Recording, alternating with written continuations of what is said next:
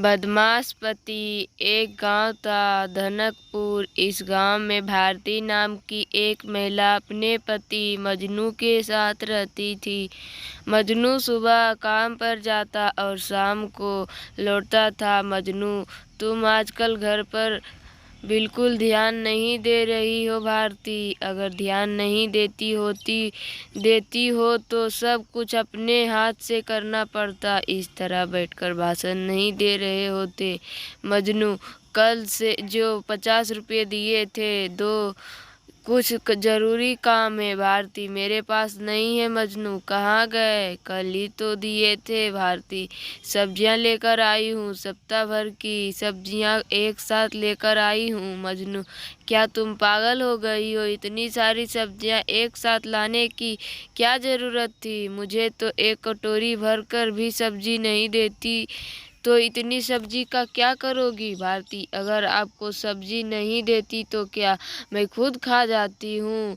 यह जो तुम्हारे तोंद है ना, वो ऐसे नहीं बढ़ रही है। मजनू, देखो मेरे पेट के बारे में कुछ भी मत कहा करो, नहीं तो।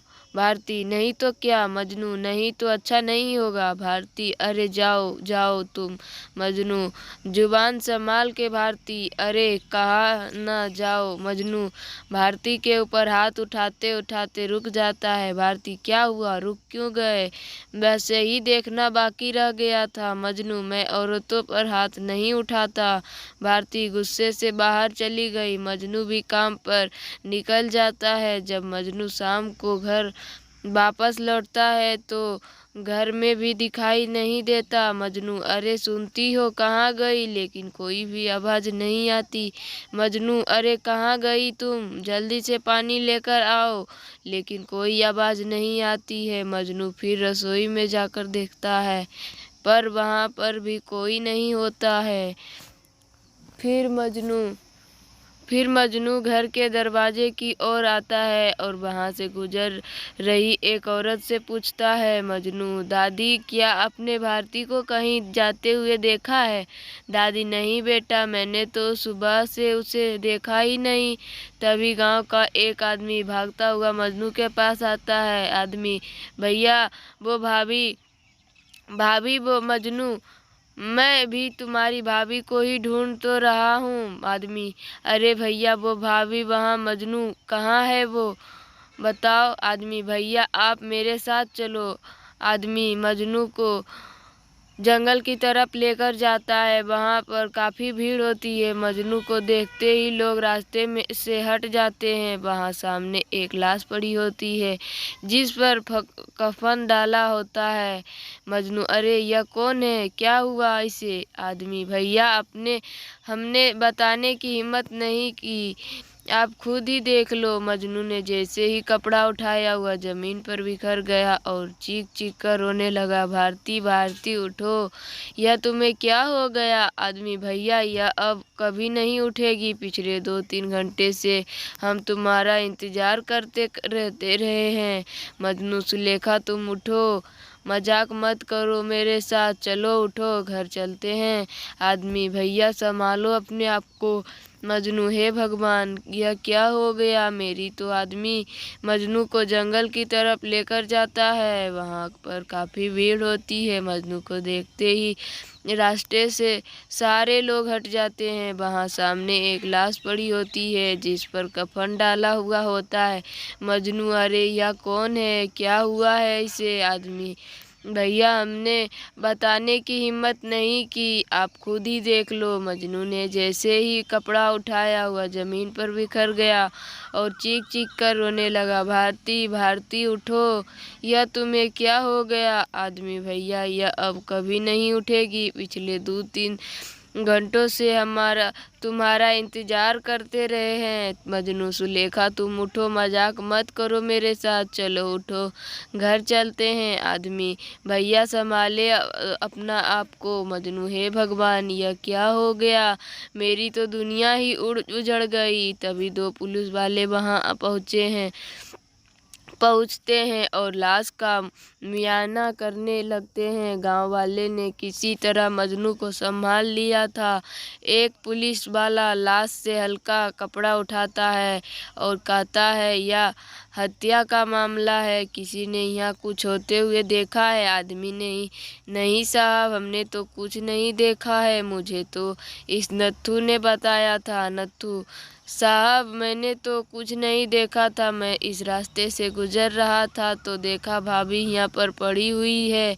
पास आकर भाभी की नब्ज देखी तो कोई हलचल महसूस नहीं हुई। तभी मैंने गांव वालों को बुलाया। पुलिस वाला, इसका मतलब इसकी हत्या कैसे हुई है? इसके बारे में तुम लोगों को कुछ नहीं पता?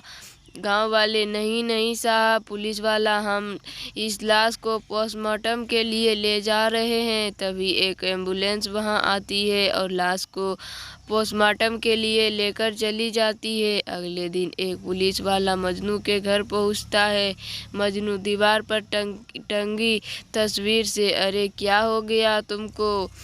इस तरह मुझे छोड़कर क्यों चली गई? मैंने तुम्हारे बिना कैसे रहूँगा? पुलिस, मजनू, तुम्हारी पत्नी के शरीर पर चोट के निशान हैं, तुम्हें अभी मेरे साथ पूछताछ के लिए थाने चलना है।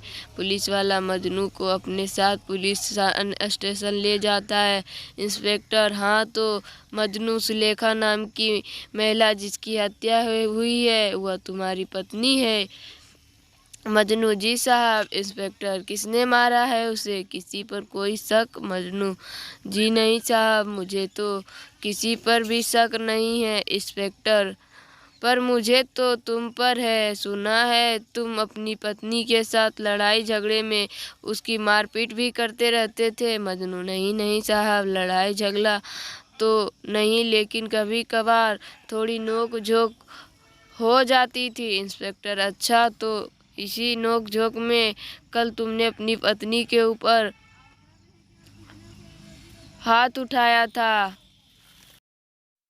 मजनू, साहब भगवान की कसम, केवल हाथ उठाया था, मारा बिल्कुल नहीं। इंस्पेक्टर, सच सच बोलो, कल तुमने ही अपनी पत्नी की हत्या कर उसे जंगल के बीच फेंक दिया था ना, ताकि तुम पर किसी को शक ना हो?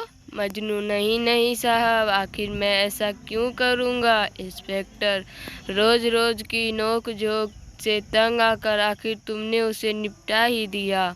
मजनू, नहीं नहीं साहब, मैंने ऐसा बिल्कुल नहीं किया, मुझे तो लगता है यह सब उस शमशानी शेरा का किया हुआ है, उसी की वजह से हम दोनों के बीच नोकझोंक होती रहती थी। इंस्पेक्टर, कौन शेरा? मजनू, साहब यह हमारे गांव के शमशान का चौकीदार है, शमशान में ही रहता है, बहुत खतरनाक आदमी है साहब। भारती रोज उससे मिलने जाती थी, मैंने जब उससे वहां जाने को मना किया तो वह कहती थी कि वह मेरा भाई है। मुझे शक नहीं बल्कि पूरा यकीन है कि उसी ने यह सब किया है। इंस्पेक्टर, ठीक है, हम पूछताछ कर रहे हैं, जब तक तहकीकात जारी है, तुम्हें ज़रूरत के समय बुला लिया जाएगा, अभी तुम घर जा सकते हो। मजनू, हाँ। मैं सिर हिलाकर वहाँ से चला गया। इसके बाद इंस्पेक्टर कुछ सिपाहियों के साथ शमशान जाता है। वहाँ पर किसी का अंतिम संस्कार हो रहा था और शेरा अपने पेट से एक कम्बल लपेटे हुए और हाथ में लाठी लिए हुए एक तरफ बैठा हुआ था। सिपाही, क्या तुम ही शेरा हो, इस शमशान के चौकीदार? शेरा, हाँ मैं ही हूँ। इंस्पेक्टर, हमें तुमसे कुछ पूछताछ करनी है। शेरा, अब तुम्हें क्या पूछताछ करनी है? तुम्हारा अब कौन मर गया? यहाँ तो सब अपने अंतिम समय में ही आते हैं। सिपाही, अरे तू ज़्यादा फिलोसफी मत झाड़। इंस्पेक्टर, सब चल अब अपनी फिलोसफी झाड़ना बंद कर और यह बता कि मजनू की पत्नी भारती यहाँ रोज रोज क्यों आती थी? शेरा, ये मेरा निजी मामला है, इन सब के बारे में मैं आपको क्यों बताऊं? सिपाही, अरे अब यह निजी नहीं बल्कि एक कत्ल का मामला है। कल रात मजनू की पत्नी का किसी ने कत्ल कर दिया और उसे बीच जंगल में फेंक दिया, और तुझे मस्करी सूझ रही है? शेरा, खून, मेरी बहन का खून? यह कब हुआ? किसने किया यह सब? इंस्पेक्टर, चल अब नौटंकी मत कर, बंद कर। सब गांव वाले को पता चल गया है और तुझे अभी तक पता नहीं चला। तेरा यह ड्रामा ना हम सबके सामने नहीं चलेगा। अब सब सच सच बता रहा है कि भारती की हत्या के जुर्म में तुझे अंदर कर डालूं। शेरा साहब, मैं शमशान में अकेला रहता हूँ, मुझे खाना बनाना बिल्कुल भी नहीं आता। इसलिए भारती बहन ने मुझसे कहा था कि जब तक वह मुझे खाना हर रोज पहुँचा दिया करेगी, और उन्होंने अपने मुंह से मुझे भाई भी कहा था। फ्लैशबैक। शेरा, मुझे खाना बनाना नहीं आता। भारती, तुम्हारी इस बहन के होते हुए चिंता काहे को करते हो? मैं हर रोज तुम्हारे लिए खाना लेकर आऊंगी। शेरा, सच बहन? भारती, हाँ हाँ, क्यों नहीं, लेकिन मेरा पति बहुत कंजूस है, तुम्हें खाने को खर्चा भी देना होगा। शेरा, हाँ हाँ, मैं तुम्हें 200 दे दिया करूँगा। भारती, 200 तो 10 दिन भी नहीं चला करेगा। एक काम करता हूँ, मुझे 500 दे दिया करना। शेरा, हाँ हाँ ठीक है। शेरा, भारती बहन मुझे खाना देने आती थी और महीने में पर मैं उसे 500 दे दिया करता था। इंस्पेक्टर, मैं कैसे मान लूँ कि तू जो बोल रहा है सच बोल रहा है? मजनू ने तो इस बारे में ऐसी कोई बात नहीं बताई। शेरा, इस बारे में किसी को भी पता नहीं था। भारती बहन ने इस बारे में किसी को बताने के लिए मना किया था, और अगर मजनू को इस बारे में पता चल जाता तो वह उन पैसों को भी शराब में उड़ा देता। इंस्पेक्टर, अरे तो हम कैसे मान ले कि तू जो बोल रहा है सच बोल रहा है? कोई सबूत है तेरे पास? शेरा साहब, सब्जी वाले को यह बात पता है, सुलेखा बहन ने खुद उसे इस बारे में बताया था। सिपाही, अब यह सब्जी वाला कौन है? शेरा, रामनाथ सब्जी बेचता है और उसे सब कुछ पता है। सिपाही, सर, मुझे तो लगता है मजनू की पत्नी का खून इसी ने किया है और अब यह कहानियाँ बना रहा है। शेरा, नहीं नहीं साहब, मैं ऐसा कभी नहीं कर सकता। जिस औरत ने मुझे बहन बनाकर खाना खिलाया, मैं उसके साथ नमक हरामी कभी नहीं कर सकता। शेरा, मैं हर रोज लोगों को इस शमशान में मिट्टी बनते हुए देखता हूँ, मुझे जीवन की अहमियत अच्छे से पता है। आप मेरी बात को यकीन करो, मैं ऐसा कभी ख्यालों में नहीं कर सकता। इंस्पेक्टर, अरे ठीक है, ज़्यादा ज्ञान देने की ज़रूरत नहीं है, हम अपनी तहकीकात कर रहे हैं। जब तक मजनू की पत्नी का खूनी पकड़ा नहीं जाता तब तक इस गांव को छोड़कर जाने की ज़रूरत नहीं है। शेरा, हाँ, मैं सिर हिलाता है। उसके बाद सिपाही और इंस्पेक्टर दोनों पुलिस की गाड़ी में बैठकर चले जाते हैं।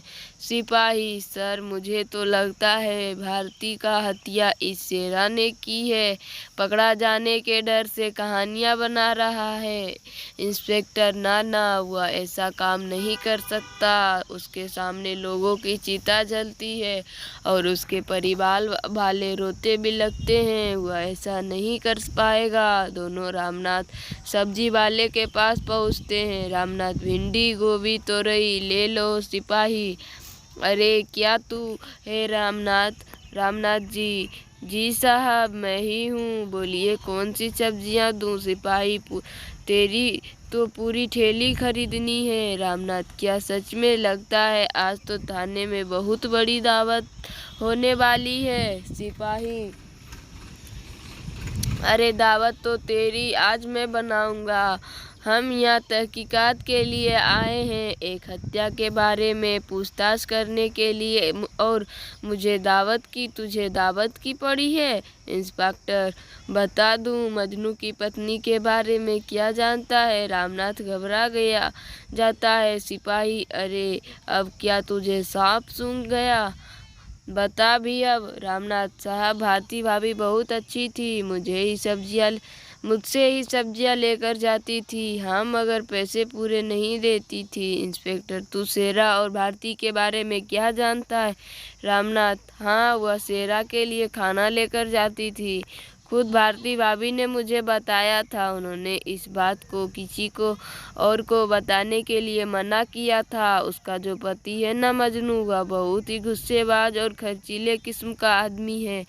जितना भी कमाता है सब कुछ शराब और जुए में उड़ा देता है। इसलिए भाभी को लगता था कि वह पैसे भी उनसे ले लेगा। इसलिए साहब, मैं बस इतना ही जानता हूँ। इंस्पेक्टर, अगर और कुछ बात है तो अभी बता दे, अगर बाद में कुछ और पता चला तो सीधा तू अंदर जाएगा। मर्डर का मामला है, जमानत भी नहीं होगी। रामनाथ साहब, बस मेरा नाम बीच में नहीं आना चाहिए। इंस्पेक्टर, चल बता अब। रामनाथ साहब, कल जब भाभी सब्जी लेने के लिए आई थी तो उनके साथ उनकी पड़ोसन राशि कलुआ की पत्नी भी आई थी। दोनों ही मुझसे सब्जियां ले रही थी। भारती, भैया आज मुझे 1 किलो कटहल दे दो। रामनाथ, भाभी कटहल तो 50 रुपए किलो है। भारती, अरे तुम कर दो तो भैया, शेरा भैया ने मुझे अलग से पैसे दिए हैं उसके लिए। राशि, ओ भैया जरा 1 पाव कटहल तो देना। रामनाथ, कुछ और ले लो, कटहल तो खत्म हो गया। राशि, क्यों, इतना सारा तो पड़ा हुआ है। रामनाथ, वह सब तो भारती भाभी ने लिया है।